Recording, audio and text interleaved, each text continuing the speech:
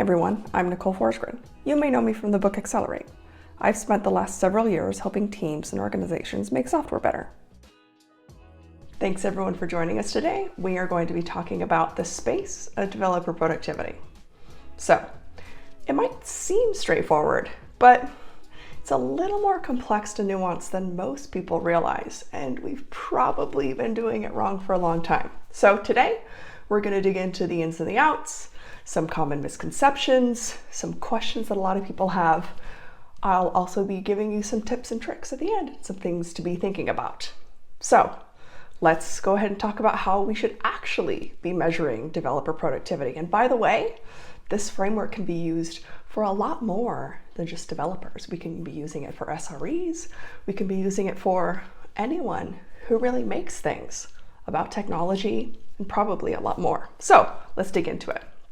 So developer productivity doesn't just have to do with speed or output. There are a lot of different factors that affect it. That's why we developed the SPACE framework. I was so lucky to work with several of my colleagues who many of us have been studying developer productivity for a decade or more. Don't be doing that math in your head, but we've been around for a while and we've been studying this for a long time. So it's the SPACE framework. We called it SPACE because there's a lot that goes into it. It also helps us remember it. So SPACE, S is satisfaction and well-being. P is performance. A is activity. C is communication and collaboration. And E is efficiency and flow. So by thinking about all 5 dimensions of productivity and what's important here, it helps us have a more holistic understanding of what it means to make software. So we'll go into all of these in a bit. Now, why this really matters is because software really plays an important role in any organization's success. Understanding how we can assess and measure productivity of our developers gives us better insight into all of our organization's work processes, capabilities, and also our blind spots. This helps us understand how we can work more efficiently, make better software, and keep our developers happy. And as a developer, it makes sure that I can understand how I can develop and deliver software in a more healthy and sustainable way. It's really a win all around. So before we can really measure and even be predicting and thinking about developer productivity, we need to know what it is and also what it isn't, right? So there are 5 common myths and misconceptions about developer productivity that we'll be talking about today. We'll dig into each one of them a bit more, but let me give you a quick preview. First, productivity is just all about developer activity. Numbers, numbers, numbers, counts, counts, counts, lines of code, number of commits. No. Number 2, productivity is only about individual performance. We know that's not true. It really is a team sport, but again, we'll talk about that. Number 3, one productivity metric can tell you everything. Everyone wants the one metric that matters. Also no. Okay, number 4, productivity measures are only useful for managers. That's also not true because it can really help individual developers. So we'll also get to that. And then the last one that I'll talk about today at least is that productivity comes down to just tooling and engineering systems. So we'll debunk that one too. When we talk about productivity and only being about developer activity, this is the one I hear the very most often. But really, there's so much more there, right? And there are a few reasons why this just doesn't make sense, right? First, sometimes developers have to work overtime to meet a schedule, and sometimes that schedule has been poorly set by someone else. Or sometimes we keep inconsistent hours because it's all about work-life balance and we're working around something that's outside of our control. I don't know about you, but this last year has really kind of inserted some nonsense into our days and we're having flex schedules. Another one is that there are gaps in our data that we know are very, very common.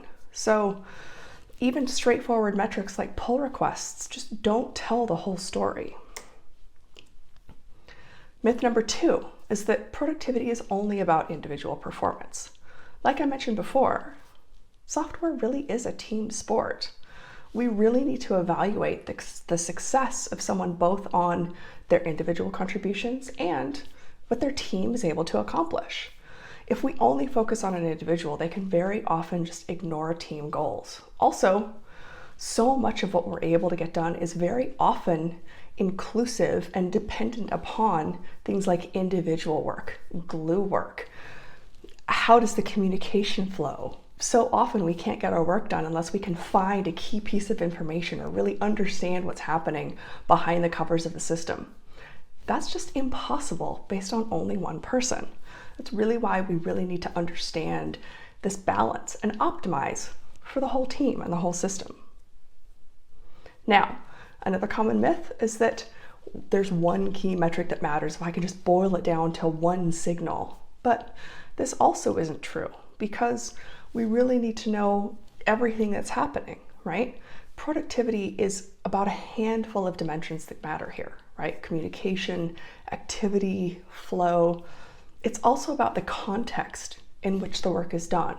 How is the team working? What does our system look like? What is the architecture? What are the challenges that we're facing? So many things are different. And it's important to understand these because really the goal is to just do better. And are we doing better? So, another myth is that productivity measures are only useful for managers. This may, come down to the fact that in some places and for a long time, managers have kind of misused a productivity metric. And sometimes productivity is a bad word. I say that if we can, let's reclaim this word or find another one that we like, right? But whatever the reason for the myth, it's important to remember just that.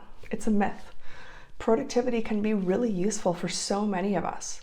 There's a lot of value in developers and individual contributors really understanding what helps us do better work more efficiently, more effectively, in ways that are more sustainable for ourselves, right? We know, and a lot of research has shown, that greater productivity leads to better satisfaction, a sense of better well-being. And I think that's wonderful, right? Tracking productivity can also help us communicate better with our team about what we need, what our blockers are, what help we need, what things we're looking for in our systems. I think that's great too. Okay, myth 5 is that productivity is just about engineering systems and developer tools. Listen, I agree. This is super important. How well our systems can support us and remove friction and help give us a superior developer experience is super important. But you know what? It's not the only thing. Our work environment, our context, how well we can communicate and collaborate, these are just as important, if not more. Because when we think about it, how well we can work, when we think about removing friction, removing barriers, communication, that also helps us develop and deliver software in superior ways. So, the tooling is important, so is the process, so is the culture. So, we'll get to this in a second. And when I say a second, I mean now. So, this is why we developed the SPACE framework, to really capture the different dimensions of productivity, help bust these common developer myths, so we can really understand what productivity means. So let's take a closer look at each of these dimensions. So as I mentioned, there's 5 dimensions: satisfaction and well-being, performance, activity, communication and collaboration, efficiency, and flow. We'll cover each of them in detail. First one, satisfaction and well-being. This really captures how fulfilled and happy developers are in their roles. There's a bunch of research here supporting the importance of this. We see that satisfaction and productivity are highly correlated, so it really is crucial to look at how developers are feeling in order to get a really good holistic understanding of productivity. By the way, this is where surveys come in handy, right? We can ask how developers are feeling in their roles and if they have the resources and tools necessary to do their work, right? You just can't capture some of this in tooling and in telemetry, right? It's really important to pick up. Next up, performance. Now, this is the outcome of a system or a process. So how well did you get end-to-end through a part of the system? So this could be things like reliability, a quality metric, customer satisfaction, speed through a system, It's how well something goes.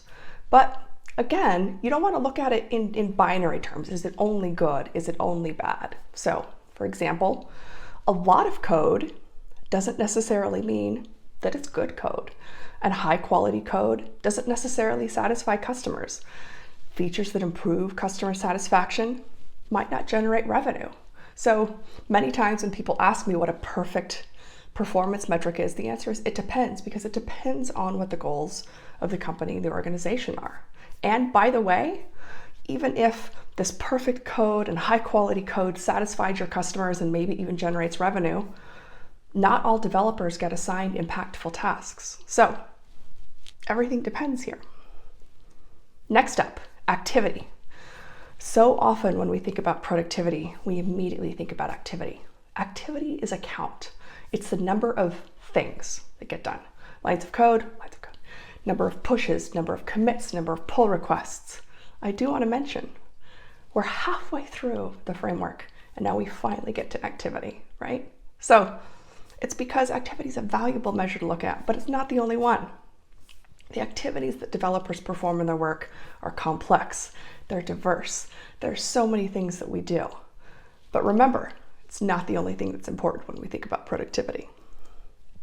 Next up, communication and collaboration. Now, think broadly. It's about how we communicate things in our systems. It's about how we find information. It's about how we share information. So, yes, this can be about communicating with your team, which is super important. This can be about how we share information as well. So this can be documentation. This can be well-commented code. This can be findability, searchability, discoverability of code. When we think about successful open source projects, that's a key factor. When we think about inner sourcing, that's also a key factor, right? How discoverable is code? It can be tricky to quantify this. So again, sometimes we need to use surveys. We need to just ask people, how well can you find and reuse code? How available are your team members? Are you still having one-on-ones? Because sometimes, I don't know about you, but this is true for me. Sometimes I just need to have a conversation. Sometimes something clicks. So that can be good too. The last dimension in the space productivity framework is efficiency and flow. And it might be my favorite, because many times when we ask people if they've had a productive day, we'll talk about if I got into the flow, if I was able to just knock out work and get things done. This is what we're talking about when we talk about efficiency and flow. So there are a few ways to think about this. One is flow through the system. We could talk about number of handoffs. We can also talk about interruptions. There's lots of great research in this space that talks about the importance of this dimension, how fast things flow through the system, if we have interruptions, the timing of the system, how well all of this works, right? So it's a really good idea to take into account things that we can quantify and easily measure. So things like handoffs, quantity, timing, impact of interruptions. We can also think about things like total time, wait time, value added time. We also want to be capturing things like perceptual data. Things like how individuals and teams rate their ability to stay in the flow and complete their work easily. Here is an image. It's a good table. It's kind of a nice example of a bunch of the different types of metrics that can fit into each of these dimensions, each of the space dimensions. We've also shown that each of the metrics can be categorized as either individual level metrics, one person, team or group level metrics, when people work together, or system level metrics, kind of things that fit end to end through a system, right? So satisfaction with an engineering system would be an example of a satisfaction or well-being metric for an entire system, right, for your engineering system. Now, keep in mind though, you don't need to account for every single dimension across every single level. We just include this so that you can see it's possible to kind of hit every dimension. There are examples that exist. Now, let's walk through a few examples. Here's one example that includes 3 dimensions. By the way, we do suggest that you try to capture at least 3 dimensions. So here's an example with S, C, and E: satisfaction and well-being, communication and collaboration, and efficiency and flow. So in this example, we'll ask people for their satisfaction with the engineering system. Maybe you could proxy that with use of the engineering system, right? You might assume or imply that if people are using the engineering system, they're satisfied with it. It'd be better to ask though. For communication and collaboration, you could measure one-on-ones. You could ask people if they're doing one-on-ones. By the way, one-on-ones are a great use of time. And there is some data showing that higher use of one-on-ones is predictive of more time spent coding. So there you go. One-on-one time leads to other measures of productivity. Efficiency and flow. Handoffs in the system and flow through the system. So this would be a good kind of candidate set of measures to capture productivity. It's nice and it's balanced, right? Because we can kind of see how we have a few things that maybe won't throw off the system. Let's talk about another example. Here's one that captures S, A, and E. Satisfaction and well-being. Here we capture, again, satisfaction with the engineering system. I could see a scenario where an organization was curious if people were invested in the engineering system, if there were problems, if they wondered about friction. So this is a good thing to capture. Another one, activity, number of commits. This is a common one that's captured. And then efficiency and flow. Here you could capture lack of interruptions in coding time and flow through the system. So here you could see where I could see, chatting with someone saying, well, why would we want to capture these?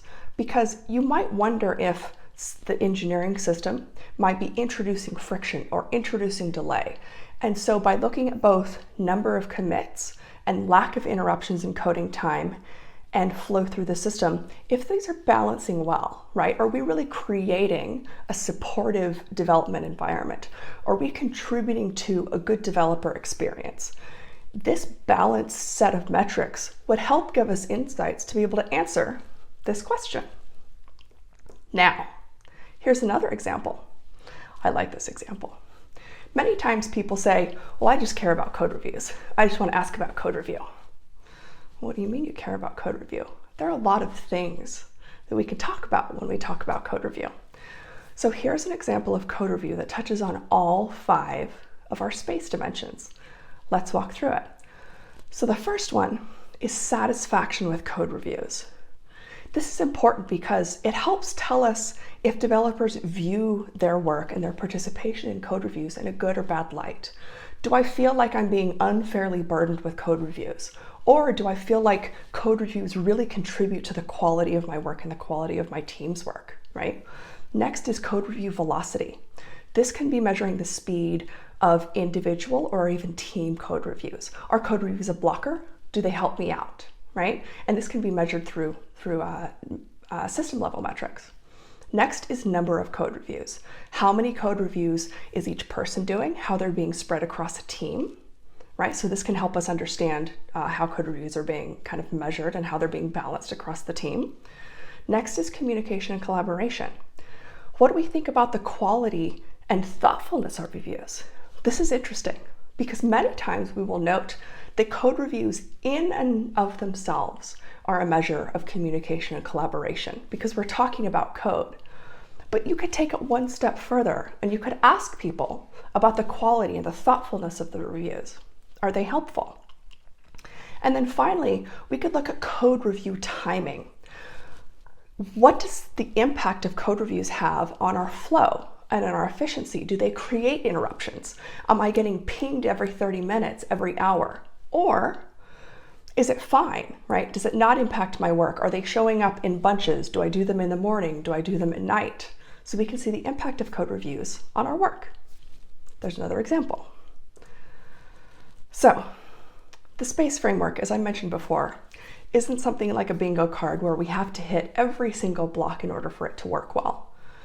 The guidance that we're giving is that you should strive to use at least 3 dimensions and think about how they balance each other out. Because what's important is that we don't throw off the balance, because then we can have unintended consequences in our systems.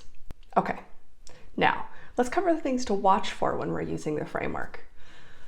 Anytime we measure things, we want to be careful about unintended consequences and what happens when we use numbers, when we use measures. Space framework is no exception. So The first thing we want to watch for are the types of metrics that we use, or how many we're using. Anytime we overwhelm people with numbers, it can be too much. We can get analysis paralysis, or we could just give up and walk away. This will be true for developers, this will be true for managers. That's also why I pointed out earlier, we don't need to treat this like a bingo card to fill in every single possible square. Let's pick a few, let's make it reasonable, and let's think about balance and making it holistic, right? Also keep in mind that not all data is 100% reliable. Much of our telemetry will have gaps. Some data isn't a perfect proxy. For example, when we think about retention, right? Retention doesn't necessarily map to satisfaction. Sometimes people will leave teams for a great opportunity. Sometimes they'll leave teams for a money boost. They might leave teams because their partner has a good opportunity somewhere else and they need to move. So it's just not a perfect proxy. Another factor that we really want to keep in mind is developer privacy.